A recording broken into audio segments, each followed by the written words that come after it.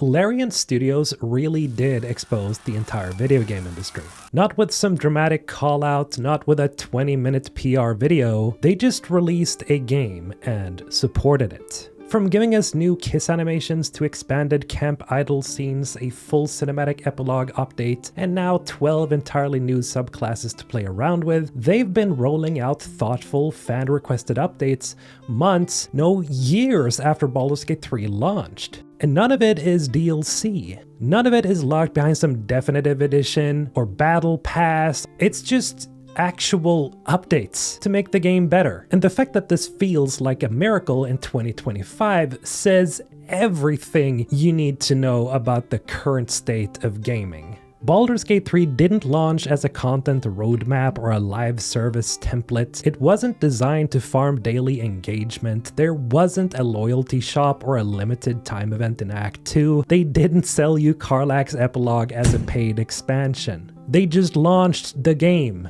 finished it, with character reactivity, full voice acting, actual class depth, and like a functioning save system. Then, after everyone fell in love with it and played it for 150 hours or more, they patched it, with the kind of patches that most publishers would charge an arm and a leg for. That's not actually going above and beyond as much as I want to say it. That actually used to be normal. The problem is, we have been conditioned to accept less. Half the time now, games launch with features missing that were in trailers. Or worse, features that are there but locked behind a $30 expansion pack. We've got AAA games that sell $20 color palettes, collector's editions that ship without the game disc. And then there's Larian, just quietly updating their already award-winning game. And it's not because they wanted to retain players, it's because the game deserved it. And that contrast exactly is what made the industry flinch. You know that it hit a nerve because suddenly people were scrambling all over the industry to just explain how Larian's newest game was a complete fluke. Developers from bigger studios, some anonymous, some not, started saying stuff like, "Don't expect this from us, this isn't realistic. Larian is an outlier, what they did isn't scalable." Which is partly true. Larian's independent, right? They don't answer to shareholders, thank God. They've got their own tools and they take their time. But let's not pretend that they cast a spell here. They just treated their games and their audience like they mattered. Larian's approach stood out because the rest of the industry has sunk so unbelievably low. We're now in a place where Ubisoft CEO said players should get used to subscription-based access to games, not ownership, and we have publishers that are cutting entire teams while posting record profits. Meanwhile, Sven Vincke, Larian CEO, literally went on record saying he's worried that the subscription model will kill creative RPGs. Because if games become all about what works fast, then there's no room for anything slow-burning or risky. And he's not wrong. And while other companies were mass-laying dev teams with vague statements about strategic realignment, Larian's publishing director, Michael Dowse, called it what it was: avoidable bullshit. It's rare to see that kind of honesty from inside the industry, but it's not a surprise that it came from the same people who made this. Because Larian didn't build Baldur's Gate 3 by chasing trends. They built it by trusting the players. They trusted that people actually want depth. They trusted that most players would come to accept turn-based combat. They trusted that we could handle narrative branches, hard choices, long dialogue trees, and the chaos of stacking 30 boxes onto each other just to avoid a puzzle. They didn't dumb anything down. They gave you options. They gave you mechanics. You know, that kind of trust, it goes a long way. You can feel it when you play, too. The reactivity isn't just there for show, NPCs remember what you did. Companions comment on things you thought nobody saw. Your class, your race, your origin, all of it matters. Not in a checkbox way, but in a real, contextual way. And let's not even get started on the weird shit players have been doing with BG3. You got people speedrun sex with Lae'zel, tabs that seduce everything on the screen, only to murder their entire camp just to see if the game reacts to it. And it does. Larian expected you to do insane things, and they built the game to let you do them. All enemies.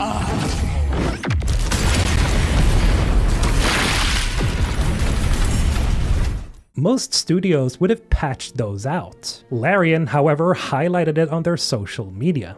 That kind of developer-player relationship, that's rare as all hell, and the support didn't slow down. They recently released the final patch for Baldur's Gate 3 in patch 8, which, aside from a slew of fixes, also added 12 entirely new subclasses to the game and a much-desired photo mode. If that is not worthy of your respect, then I don't know what the hell even would. They didn't have to keep working on Baldur's Gate 3, but they did it anyway. They wanted to, because it's theirs, and they give a shit. And that shouldn't be revolutionary, but it kind of is. Sometimes just solving a minor annoyance or fixing a weird behavior shows more respect than any trailer ever could. And players notice that. I noticed that. You can't fake it, and you can't replace it with marketing. And here's the real kicker, none of this was powered by hype. Larian didn't do a state of play. They didn't tease an entire act on TikTok just before launch. Well, they teased that one bear scene, but that doesn't count. They didn't partner with 5 energy drink brands to tell us what a Githyanki tastes like. They made dev updates. Actual ones, with gameplay, with change logs. The marketing wasn't built to manipulate you into pre-ordering. It was built to inform you about the game.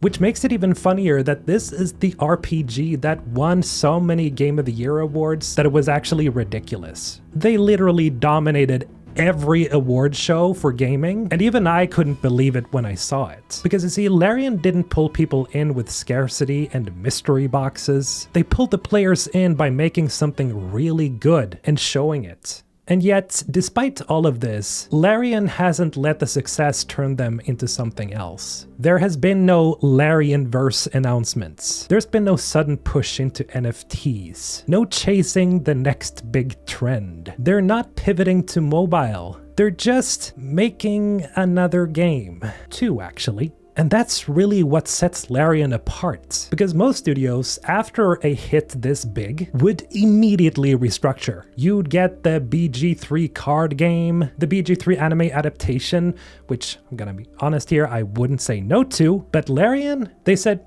yeah, no, we're making something new. And while we still don't know what that is, they've already said that it's not going to be Baldur's Gate 4 and it's not going to be DLC. It'll be its own thing. And they're just as excited to take their time with it. That restraint, that commitment to making good games, not brands, that is incredibly rare now. And it's part of why players trust them so much. Because it's not just about how Baldur's Gate 3 was made. It's about what Larian chose to not become after it. And that is the Larian effect. And the rest of the industry is hopefully taking notes. Or maybe not, but then again, we still got Larian. Thank you for watching, don't forget to subscribe, and have a great day. Mr. Alton signing off.